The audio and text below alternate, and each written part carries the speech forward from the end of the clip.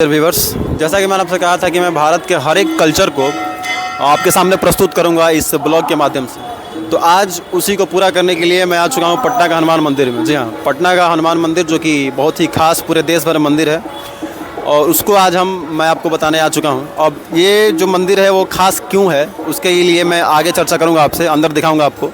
But इस मंदिर में बात करने की तो बहुत चीज़ें हैं, लेकिन हम इस मंदिर में ख़ास तौर पर 3 तरह की बातों का हम चर्चा करेंगे। सबसे पहले जो बात ये है कि इस मंदिर में 2 विग्रह है। थोड़ा सा आपको दिखाई दे रहा होगा अंदर हनुमान जी के यहाँ पर 2 मूर्तियाँ हैं। तो 2 मूर्तियाँ क्यों हैं उसके बारे में आपको बताऊँगा। उसके बाद यहाँ का जो प्रसाद है, जो प्रसाद हम खरीदते हैं, उस प्रसाद से भी कुछ बहुत बड़ा काम यहाँ के मंदिर प्रशासन करती है।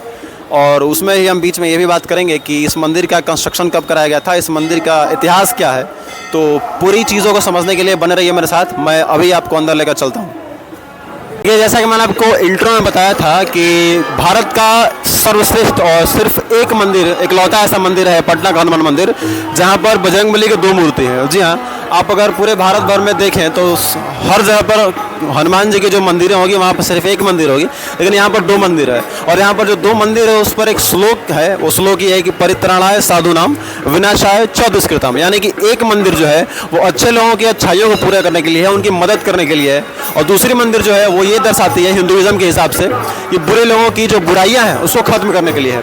और देखिए, हर इंसान में, हम में, आप में दोनों क्वालिटीज़ होती हैं, गुड और बैड दोनों क्वालिटीज़ होती हैं। हम इंसान में ही राम और रावण दोनों होते हैं।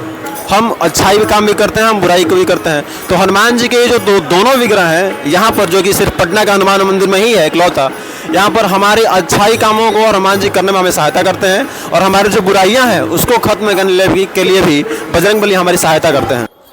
इस मंदिर की हम सबसे पहले हिस्ट्री के बारे में बात करेंगे। तो इस मंदिर का जो हिस्ट्री है कि मंदिर कब बना था, इसका कंस्ट्रक्शन कब हुआ था, रिकंस्ट्रक्शन कब हुआ था। तो वैसे तो माय डियर व्यूअर्स, इस मंदिर का जो कंस्ट्रक्शन है जो पहली बार बनाया गया था वो अज्ञात है, ऐसा हिस्ट्री के हिसाब से हमने पढ़ा है, हमने जाना और किसी इंटरव्यू देखा। तो लेकिन इस मंदिर का जो रिकंस्ट्रक्शन जिन्होंने कराया है उनके बारे में हम बात करते हैं। सबसे पहले इस मंदिर को 1947 और 48 में रिकंस्ट्रक्ट कराया गया था, और उसके बाद 1985 यानी कि 85 से 87 में 1987 इस साल के बीच में रिकंस्ट्रक्शन कराया गया था मंदिर का।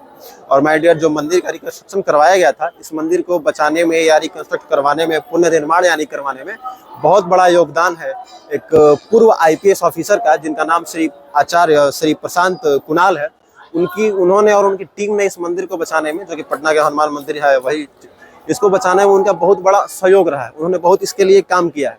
उनका मैंने एक इंटरव्यू देखा था जस्ट ऐसे ही, तो उन्होंने इस इंटरव्यू में कहा था कि एक बार वो दिल्ली से आ रहे थे अपने ट्रेन से स्लीपर क्लास में, तो कुछ लोग ऐसा बात कर रहे थे कि पटना का जो हनुमान मंदिर है वो काफ़ी फेमस तो है, लेकिन उसके अलावा वहाँ की जो एडमिनिस्ट्रेशन है वो एडमिनिस्ट्रेशन बहुत अच्छी नहीं है। तो उन्होंने वहाँ से ही सोचा था, वहाँ से उनको मोटिवेशन मिला होगा। उन्होंने बताया था कि मैंने सोचा कि सबसे पहली बात मैं बिहार में पटना के इस हनुमान मंदिर को बहुत ही सुंदर तरीके से बनाऊंगा, ठीक है, इसको कंप्लीट कराऊंगा। और उन्होंने अपना वचन को जो कंप्लीट किया, ठीक है।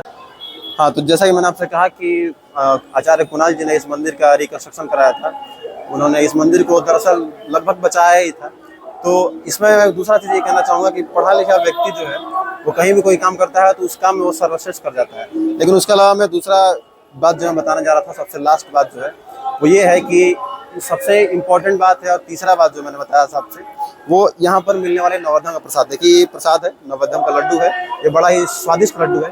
लेकिन स्वादिष्ट इसका सबसे खासियत नहीं है, क्योंकि सबसे बड़ी खासियत है वो स्वादिष्ट होने में नहीं, बल्कि इसकी खासियत ये है कि जब हम यहाँ पे प्रसाद खरीदते हैं तो बाकी आपने दूसरे मंदिरों में ये देखा होगा कि किसी भी दुनिया के मंदिर में आप जाओ, मतलब भारत के किसी भी मंदिर में आप जाओ, वहाँ आप जब प्रसाद लेते हो, तो प्रसाद लेते वक्त हम लोग क्या करते हैं कि जैसा मंदिर है, मंदिर के दोनों तरफ रास्ते में स्टॉल लगे होते हैं, और उस स्टॉल से हम प्रसाद लेते हैं। वो उनसे लोकल वेंडर्स का खर्चा चलता है, घर बाजार चलता है, ये भी बहुत अच्छा बात है। लेकिन यहाँ के जो प्रसाद है, यहाँ का जो हमने प्रसाद खरीदा, ये प्रसाद का जो पैसा है, ये पैसा किसी के घर नहीं जाएगा, बल्कि ये पैसा यहीं पर हनुमान मंदिर का जो ट्रस्ट है उस ट्रस्ट में ये पैसा जाएगा। और जब ट्रस्ट में ये पैसा जाएगा तो वहाँ के बाद से जो ट्रस्ट है उसको चलाया जाता है। यहाँ के ट्रस्ट के सचिव होते हैं, जो पहले कुणाल साहब भी थे, लेकिन यहाँ पर अब जो सचिव हैं वो लोग पैसे का इस्तेमाल कहाँ करते हैं, वो इस्तेमाल करते हैं यहाँ पर पटना में ही कैंसर अस्पताल है, महावीर कैंसर अस्पताल है, उसके बाद महावीर नेत्रालय है, उसके बाद महावीर आरोग्य संस्थान है।